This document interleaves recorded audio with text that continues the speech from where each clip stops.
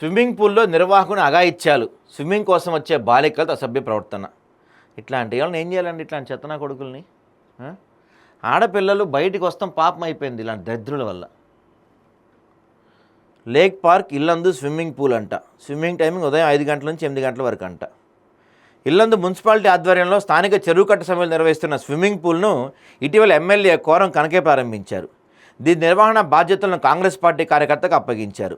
Swimming కోసమని పట్టణంలోని అనేక మంది బాలబాలికలతో పాటు పెద్దవారు కూడా అక్కడ వెళ్తుంటారు. అయితే ఇదే క్రమంలో ఆదివారం ఉదయం ఒక బాలిక ఈత కొట్టడానికి ముందు దుస్తులు మార్చుకొని గదిలోకి వెళ్ళింది.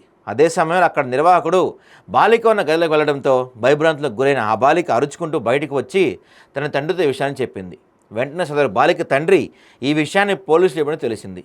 అడగడానికి వెళ్ళిన వ్యక్తులపై నిర్వాహకుడు అందుబాటులో లేకుండా పరారైనట్టు అక్కడ వారు తెలిపారు.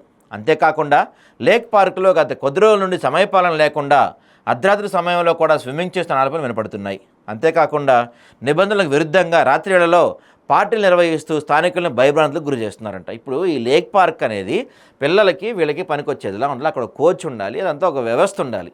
ఎవడో కాంగ్రెస్ పార్టీ కార్యకర్తకి ఇచ్చేస్తే వీళ్ళేంది అమ్మాయిలు వస్తే ఇట్లా అసభ్యంగా ప్రవర్తించడం, నైట్ టైం పూల్లో పార్టీలు చేసుకోవటం. మరి పార్టీలు చేసుకోవడం కట్టారా దీన్ని, లేకపోతే దేనికి కట్టారు?